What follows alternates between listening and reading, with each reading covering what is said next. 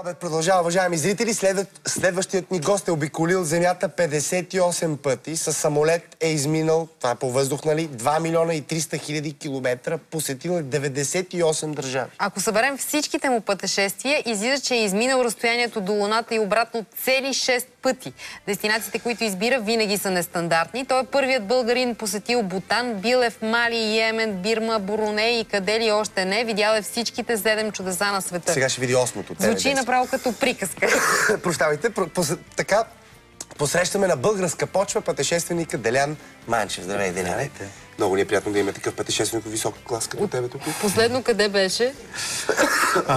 Последното пътешествие, което направих и което също така много ме впечатли, това е преминах през Панамския канал с кораб, което, за съжаление, няма как да се опише, но самото усещане да бъдеш на този кораб и да преминеш през едно от техническите чудеса на света е едно невероятно усещане. Сега не знам доколко, нали, вие и зрителите сте запознати с как се преминава през Панамския канал, но това са няколко басейна, така да ги наречеме, в които кораба влиза в единия басейн, той се пълни с вода, кораба се издига, влиза в следващия басейн, отново се издига, през това време там водата се спуска, минава следващия кораб. И така цялата тази история да седиш на кораб и да гледаш как се издигаш в височината е... Кое беше място, на което много ти се искало да стигнеш и трудно се добра до него? Преди, че си бил наистина къде ли не? Значи, доста са местата, до които се стига трудно и значи всичките тези места са свързани предимно с това, че самата държава не обича много туристите да пускат там. Къде са най-недружелюбни? То не става просто, че са недружелюбни, дали различни са причините. Примерно, да речеме Бирма, едно много интересно място, където обаче управлява военна хунта и тя много се притеснява, че европейците, които са борци за правата на човека, ще видят в какви нечовешки условия живее населението. И затова всичко е много ограничено. Както знаете, в Северна Корея пък е абсурд да се стигне. Примерно няколко пъти съм правил опит, но и къде доста трудно. Значи беше свързано с много голяма загуба на време. Значи това трябва да се стигне в Пекин, където кандидатстваш, оставаш си паспорта за 10 дена в някакво специално бюро, не се знае дали ще одобрят, няма да те одобрят, записвате на някаква екскурзия.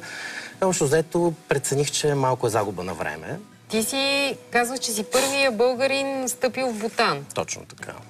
Разкажи ни. Това за нас е просто място на картата. Наистина, това е най-интересната държава, в която съм бил. Значи, това случи още 2000-та година. Наистина, това също е място, където много трудно се стига. Когато аз бях 2000-та година, се отпускаха само 5000 визи годишно на чужденци и те се одобряваха. Всяка една виза се одобряваше от парламента. Даже аз още си пазя писмото, което са всички печати, подписи и така нататък, където, нали, описано виза се дава са изредени 5 човека, как на последната сесия на парламента са одобрени. В днешно време си имат вече специално бюро за туризъм, което отпуска тези визи. Развили са се. Да, но въпреки това всичко е много ограничено. Кандидатства се със специална програма. Може да се влезе само с тяхната авиокомпания, ако се лети, когато лети точно 3 града около Бутан. Но, както те наричат своята държава, ние сме последната Шангрила. И това наистина е така. Те живеят в някакво място, което аз не мога да нарека, че това е земята. Освен, че са много развити в интернет. Значи, първото, което те си ходят с националните костюми, с каквито си ходят от векове. Абсолютно всички. Няколко пъти в годината всеки човек се отделя в някакъв манастир и няколко дни медитира. Нали, като се отдава, нали, на пълната си медитация, това е абсолютно окей. Смисъл да кажеш на работодателя си, виж какво, отивам да медитирам. Той казва, да, разбира се. И той се оттегли и няколко дни медитира. В смисъл, нали, неща, които за нас са, нали, такива непонятни, но хората си ги следват и искат всичко това да го запазят. Именно заради това, не че не са дружелюбна държава и не обичат чужденците, но те това казват, ние не искаме да бъдем втория Непал, пълен с хипари, пушещи трева. Нали, те така с това се оправдават. А коя е най-рисковата ситуация, в която си се озовавал, или поне ти сигурно си имал много, предвид, че къде ли не си бил? В Северна Корея си пропуснал мазал. Но там е най-рисково, да. Аз Северна Корея не я оценявам като рискова държава, но рискова държава беше Мали, където отидох миналата година, защото Мали е известна с това, че там непрекъснато отличат чужденци. Нали, това се прави от Ал-Кайда, местната групировка, която в интерес на истината е доста силна и даже по-силна от тези, които са в Близки изток. И миналата година, дори така за първи път, специално, това е интересна подробност, нали, също така да спомена, е, че пуснах обява във Фейсбук, че търся другарче, който да ме придружи на това пътуване. До Мали, но за съжаление не се намери абсолютно нито един желаещ, въпреки че аз предлагах дори да поема разноските на този човек, който ще дойде. По простата причина, че пътуването в Мали, там е задължително трябва да бъдеш с гид и шофьор, който, нали, се наема от туристическа агенция, който през цялото време е с теб. Те организират абсолютно всичко, защото там няма хотели, ресторанти и така нататък. Те трябва предварително да заявят в някаква къща да ни посрещнат и да ни нахранят. И дали ще се плати за 1, 2 или 3 човека, цената е една и съща. Но се оказа, че няма абсолютно нито един желаещ. Аз съм сигурна, че сега като разказваш, много хора съжаляват, че не са ти видяли обявата. Ами да. Не сте приятели във Фейсбук, Абсолютно, да. Имах такива, нали, коментари. Ето това е една снимка от едно училище в Мали, точно на екрана в момента. Това е в Тимбукту, фактически. Това не е остров Тимбукту, както ние го знаем от детските книжки, а това е един много стар, много интересен град, където фактически стават всичките отвличания. Да, но в крайна сметка съвсем случайно успях да намеря един приятел, който дойде с мен и това беше наистина едно незабравимо пътуване. Какво ви се случи в Тимбукту? Слава Богу, нищо не ни се случи. Малко бяхме разколебани преди да тръгнем, защото точно 2 седмици преди да тръгнем отвлякоха 3 чужденци там. Един германец тръгнал да се съпротивлява и са го застреляли. И наистина беше много такова, да.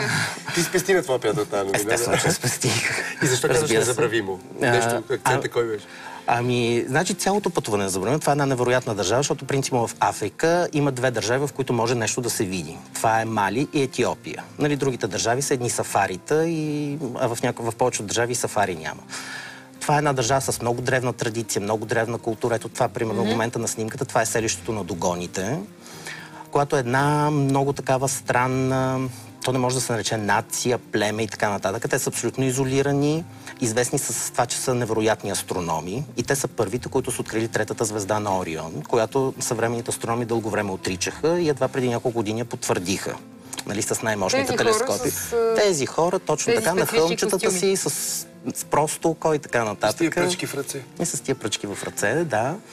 Тук малко така леко фолклорен елемент внесоха в присъствието ни там. Естествено, ние бяхме единствените чужденци, когато отидохме там. Но да се върна, нали, на Тимбукту, това, което все пак ни окуражи в крайна сметка и, нали, аз прецених, че няма да е толкова рисково.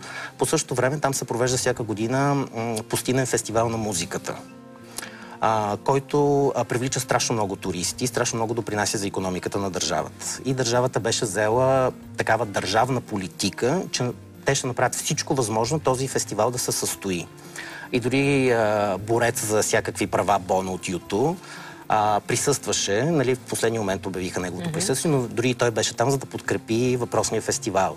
Там дойде министъра на отбраната, за да покаже, нали, ето аз съм тук, всичко ще бъде сигурно, войници на всяка крачка, така че общо взето... Оцелили сте момента. Оцелили сме момента, да. Добре, казахме, посетил си 7-те чудеса на света. Кое те зареди най-много? Кое място го усети най-силно? Да ни ги избориш само за все пак и образователно за зрителите? Ами това, което аз смятам, че повечето хора в България са посетили, това е Колизеума в Рим. Това е най-близко, най-лесно и най-постижимо. Следващото поблизо си също постижимо е Петра в Йордания. Значи това винаги ми е било мечта, защото аз съм голям фен на Индиана Джонс. Индиана Джонс и кръстоносния поход, просто тази картинка винаги е била пред мене. Следва Тадж Махал в Индия, Великата китайска стена, статуята на Христос в Рио де Жанейро, пирамидата Чичен Ица в Мексико и това, което на мен най-много ми харесва от всичко, това е Мачу Пикчу в Перу. Просто това за мен е най-невероятното място. Разкажи там какво преживя ти. Ами, сега в интерес на истината там кой знае какво преживяване няма, защото просто всичките тези места са страшно комерциализирани. Просто невероятно. Там навсякъде са някакви тълпи туристи, какво ли не се организира с тях, може да стигнеш с хеликоптер, с влакче, 4 дена да се катериш до там. Просто навсякъде е множество хора. Но за мен това е наистина чудо, защото, примерно, една статуя на Христос наистина много е хубава, много е впечатляваща, но да се каже, че това е някакво чудо, аз лично по моя преценка не би го нарекал. На фона на Мачу Пикчу, нали, този град, който е построен насред нищото, високо в планината, свързан с много мистерии, нали, откъде са появили тези хора, къде са изчезнали после. Гледките са невероятни. Значи аз бях през сухия сезон.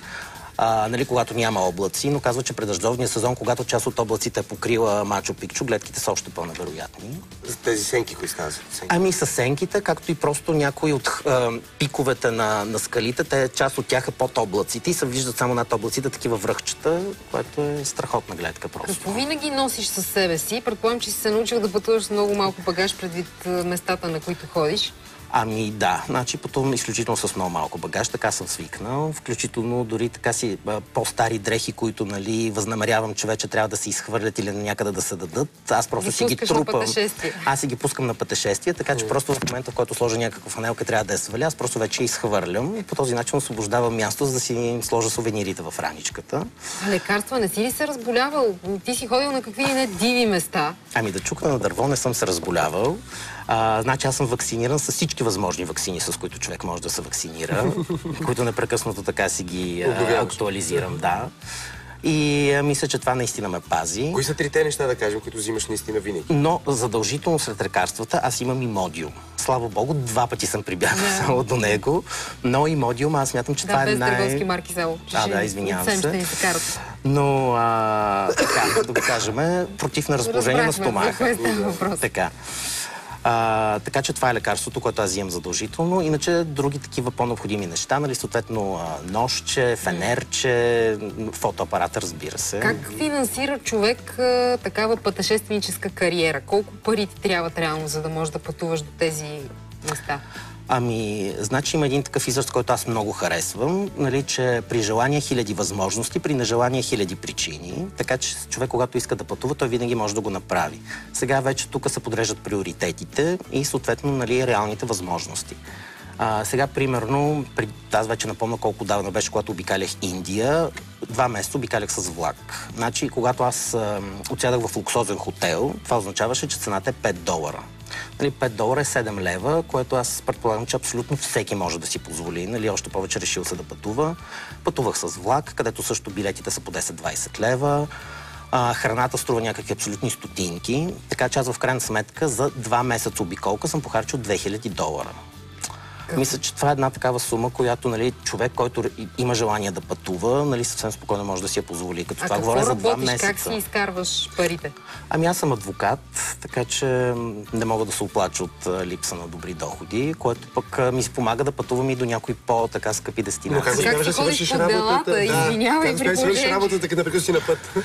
Ами, значи първо много стриктно си подреждам графика, защото нашия график предимно е свързан с съдебните заседания, с които, слава Богу, съдите винаги се съобразяват и преди да се насрочи някакво дело, те питат тази дата удобна ли е. Някога шикалкавя, нали, казвам, примерно, на тази дата, нали, имам друго дело. Те, да, разбира се, тогава другата седмица, нали, извинявам се. Но мисля, че ще ми простат за това. И имам съдружник, който също е любител на пътешествията, то малко в по-екстремните така. И с него общо взето... Какво по-екстремни точно? Ти също на доста екстремни, бихме да кажем, места ходиш. Ами зависи, нали, кой какво влага в думата екстремност. Да. Той е по екстремните спортове. Нали, той скача с ски от хеликоптер, всякакви ето такива, нали, неща, се завира по някакви такива екстремни спортни дестинации. Така че общо взето с него така синхронизираме нашите пътувания, взаимно се заместваме. Естествено си имаме и колеги в кантората, които ни помагат. Коя ти е следващата точка, която си набелязал? Следващото пътешествие къде ще? Ами много са точките, които съм си набелязал принципно. Кажи две горещи.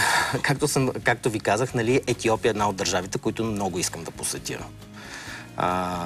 Там, както казах, това е една от двете държави в Африка, в които има какво да се види. Но също така имат проблеми и чужденците, нали? Ами не, нямат проблеми с чужденците. Води се, нали, безопасна държава. Има много такива скални християнски храмове, където трябва по въже да се изкатериш до тях, нали, за да стигнеш, което на мен така ми звучи доста интересно и примамливо.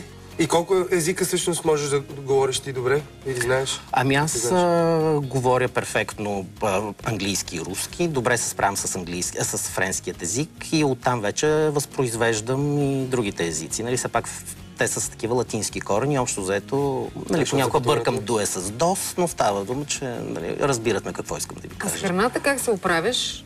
Навсякъде, по местата, по които ти ходиш, предполагам, че кухнята е доста екзотична за нашия вкус. Ами, значи аз нямам никакви ограничения, нали, по този повод и напротив, даже старая се всеки път, нали, да консумирам някаква такава по-екзотична храна, така че съм пробвал и боболечки, и крокодили, змии, лами, нали, всякакви такива неща. Силно се надявам, че куча във Виетнам не са ми пробутали. Да, надявам се, нали, силно. Но абсолютно всичко останало, мисля, че съм го пробвал, което, нали, се предлагат в Имаш ли нещо, пред което се поколеба? Ами в интерес на истината, за първи път, когато, нали, така един продавач носи една огромна тава с боболечки, така малко се поколебах. Те сурови или готвени? Не, те са такива пържени. Такива, които според мен са ги пържили в фритюрник. Ама вкусни ли са? Ами, много се колебах, но накрая като ги опитах, те просто си бяха с едно хрупещ чипс. Нали, такъв беше вкуса. Нали, те си бяха едно пържено хрупкаво нещо. Но става дума, че го отбелязах и това, че съм ял и пържени боболечки. Да ти предложим нещо за финал, да записват се вече кандидати за пътуване до Марс. Трябва да знаеш истина. Това след 10 години ще се тръгва. 25 000 евро е таксата за кандидатстването. Според мене ти си много готов за това. Аз чух това, но мисля, че да, че вчера Лион Зиден ти го каза 7 месеца. Това беше нещо, което ме притесни единствено. Аз вече съм събрал 13 лева. Да, и продължаваме да набираме средства в подкрепа на каузата да изтребваме Сашо към Марс. Мисля, че за тези 7 месеца бих обиколил още доста държави, така че бих предпочел това да направя, колкото да отида до Марс. Извънпланетарно не искаш. Благодарим ти. Благодаря ти, стискаме ти палци и успех и да продължаваш така се безопасно да пътуваш и да се връщаш с всички да ти пътешествия. Магниче, моля те, за преди обед от всяка държава от тук нататък. Добре, защото ти 100 си милион, но ти остават още поне 100-200. Аз имам няколко за подарък, така че ще ви заделя.